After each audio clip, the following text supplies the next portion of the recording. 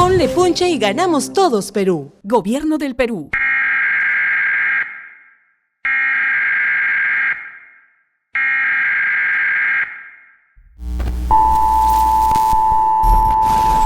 Esta no es una prueba. Este es su sistema de transmisiones de emergencia anunciando el inicio de la depuración anual, sancionada por el gobierno.